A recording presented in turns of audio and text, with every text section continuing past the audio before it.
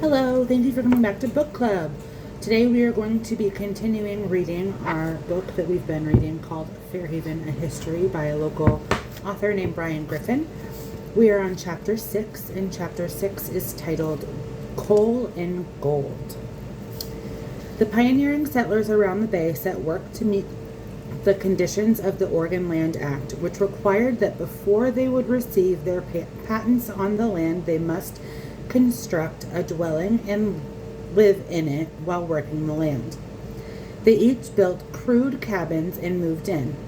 The greater challenge was in making a living from their property. There was a typo in the book. It was a very difficult beginning. Roeder and Peabody completed construction of their mill at Whatcom Creek, but the summer of 1853 was extremely dry and there was not enough water coming down the creek to power the mill. They had to wait for the fall rains before they could operate. They went into debt to survive. South, along the eastern shore, Patel and Morrison searched for coal on the partners' three claims.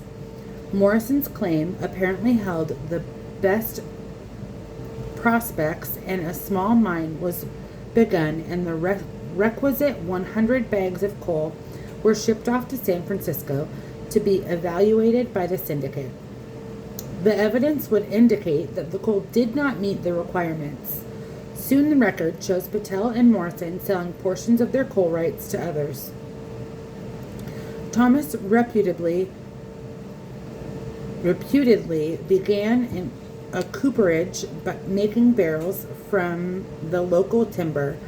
It is presumed that Dan Harris helped Thomas in this endeavor. The most promising economic development was Henry Roeder's find of a vein of quality coal on the shoreline east of the creek. He sold his mineral rights to San Francisco investors, who soon developed the Seaholm mine, which became the only true viable economic activity in the early settlements. Cash was a rare commodity on the bay. The population was very small. Just a few workers at the mill and mine, other than the original settlers on the 19 donation land claims that ringed the bay. Threats from the marauding northern Indians were a constant worry, as were the unfriendly stirrings among the tribes east of the mountains in the lower Puget Sound. In 1855 to 1856, the Indian populations east of the mountains and in southern Puget Sound became restive, alarmed at the numbers of settlers who were swarming their land and changing their old age way of life. Several skirmishes sounded the warning, and up and down the Salish Sea, the male settlers formed into militia to protect their homes and families. The Lummi, Nooksack, and Samish continued as friendly or at least non-hostile neighbors.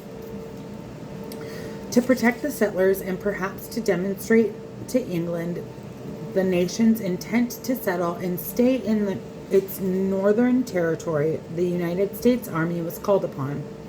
In the summer of 1856, Captain George Pickett was sent to the bay with 60 men of Company H, United States Infantry. They came with orders to build a fort that would be called Fort Bellingham. They were expected to provide security for fledgling settlements of the area. Pickett and his men would remain at Fort Bellingham until July of 1859, when he was ordered to the San Juan Islands to participate in the most famous Pig War with England. The greatest worry for the settlers of the Salish Sea was created by the warlike tribes from Canada that had raided in the area for countless past summers seeking slaves and other booty. They would come south in their great cedar war canoes, the Haida of the islands north of Vancouver, the Linglet from what is now southeastern Alaska, Yolkotats as they are called in Roth's History of Whatcom County, from the area around the northern tip of Vancouver Island. These northern tribes frequently journeyed south to trade their furs at the Hudson Bay's Company at Fort Victoria, hoping to go back with muskets and blankets and beads, and as they had for centuries, to pick up a few slaves to sell and trade to their northern tribesmen. These proud, warlike peoples had occasional clashes with the white men in the Salish Sea. The fearful and usually boring life on Bellingham Bay suddenly changed when in 1858 gold was discovered on the Fraser River in Canada. In the early summer of 1858, thousands of gold seekers came to Whatcom and Seaholm as they were the closest U.S. settlements to the gold fields. It was estimated that 10,000 gold seekers descended on the tiny settlements. Tents blossomed on the beach above the tide flats. Ocean-going steamers arrived from San Francisco, bringing more gold-hungry men. Frame shacks were constructed anywhere and everywhere as the eager adventurers sought a way to get through the forest to the Fraser River. The settlers of 1853, who had thought their donation land grants almost worthless, now saw opportunity. Roeder and Peabody hired Alonzo Poe to plat a town. Their donation claims were promptly divided into building lots, and the town officially named Whatcom. Surveyor Poe took his fee in ownership of city lots or in percentage ownership of shares of city lots. Cash was short, the prices were high. The first lots sold for $300 to $700. A newspaper was begun, the Northern Light. The coal company gave its factor E.C. Fitzhugh the authority to plat and sell lots in Whatcom's neighbor to the east, Seaholm, reserving their mineral rights and requiring that the lot or lots must be improved and occupied within 6 months. Seeing a bright future, Richards and Hyatt brought bricks in on the sailing ship Anne Perry and constructed the first brick building north of San Francisco. The building was to be a general store selling supplies to thousands of gold miners heading to the Fraser gold strike. The fragile pioneer settlements on Bellingham Bay had struggled since 1853 to make a living, always worried by the threat of the northern Indians and the sheer drudgery of pioneer life. Suddenly, they were thrust into wild excitement of gold fever. The population on Bellingham Bay soon exceeded that of the rest of the territory. The miners squatted on beaches in a tent city. The newly platted towns resulted in sales of lots, bringing much-needed cash to the owners of those early donation land claims.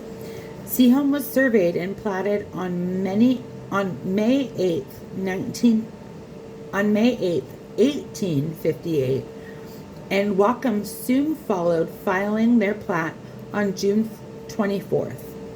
The clamor to purchase lots and erect wooden buildings created a lumber shortage. The local mill could not keep up, and the lumber had to be brought in by ship. The shallow tide flats were platted, and thousands of pilings were driven into the soft mud, with buildings and streets built upon them. Now, well-established encroachment onto the tidal waters of Bellingham Bay had begun. Saloons and houses of ill repute opened in tents and crude frame structures. Early reports of Division Street, present-day Prospect Street, being so crowded that it would require half an hour's time to work your way through the vast multitude of people that thronged Division Street from where the Terminus Hotel stood to the courthouse. The gold rushers were arriving at Whatcom and Seaholm daily and awaiting a license to cross the border into Canada and head up the Fraser River to find their fortunes. But they could go no farther, held up by two barriers.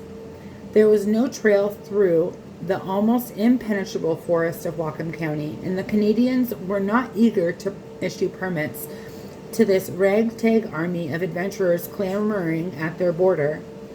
Edward Eldridge and Henry Roeder organized a trail building venture planning to blaze a 30-mile trail to the Fraser River from Wacom. While they were building the trail, some impatient miners built crude boats and attempted to get to the Fraser River from Bellingham Bay. Some went in canoes, rowboats, anything that would float. More than a few died in the storms on the rough waters off Point Roberts and the treacherous sand dunes at the mouth of the Fraser. Wacom and Seaholm were classical gold rush towns, replete with makeshift saloons, prostitutes, drunken Indians, and prospectors and fights in the street. Suddenly, the excitement and opportunity for Wacom and Seaholm came to an end. James Douglas, governor of British Columbia, proclaimed that no person could work in the gold mines of British Columbia without first obtaining a license to do so from the Custom House in Victoria. You must present yourself at Victoria to buy a license. It quickly became obvious that if you had to go to Victoria for a license, it was easier to take a steamboat there from the mouth of the Fraser than returning to Bellingham Bay and attempt to bushwhack through the almost impenetrable forest to the river. Douglas's action had exactly the result that he had intended. The economic boom on Bellingham Bay immediately ended and shifted to Victoria, Douglas's capital city on Vancouver Island. Many of Wacom's hastily built wooden buildings were taken down and transported to Victoria, where they were reconstructed. The population that some estimated at 12,000 to 15,000 melted away in a mere 10 days, leaving only 150 people on the bay. Richards and Hyatt's brick building remained, filled with prospecting supplies, but with no customers. Wacom and Seaholm lots that were selling for hundreds of dollars in 1858 could not be sold for taxes in 1860. The Fraser River Gold Rush itself had a short life. While it was a disappointment, it did have some benefit for the towns on the bay. When it was over, thousands of prospects had exhausted their resources and left British Columbia. Many of them returned to the towns of the territory and settled to work in the mines and began to clear the forests. The rush also brought this corner of the nation to the attention of the world, making it aware that this primitive land with its great potential. But times would be tough on Bellingham Bay in the coming 2 decades. The coming years would bring a succession of bad news. The Roeder and Peabody sawmill by the creek had never been a financial success. The soldiers had left for San Juan Island, and the Pig War and then Civil War broke out. The nation's attention was diverted to its internal convulsions. There was little energy or money to be expended in the western development. The old sawmill at Wacom Creek burned down in 1873. The community suffered a major blow with the closing of the Seaholm coal mine in 1878, and by 1879 to 1880, the population on the bay had dwindled to perhaps 20 families. The newspaper, the Northern Light, had moved to Laconnor. There was but one store on Bellingham Bay. Its residents, mainly the first landholding families, settled into a long period of declining population and economic hardship. Dan Harris, the cantankerous landholder on the South Bay, hung on to his land and worked at the various ventures, trading with Victoria and the Hudson's Bay Company with his sailboat. He contracted to build the road from Seaholm to Lake Wacom, and being the entrepreneurial sort, it was said that he was considering laying out a new town on his land on the South Bay. He even proposed building a $50,000 sawmill when 100 lots of his envisioned city were sold. The project came to nothing. The years between 1858 and 1883 were dismal and discouraging in the extreme. And that concludes chapter 6. Our next chapter is on the romance of the railroads, and we will read that next week, Monday. Thanks for coming.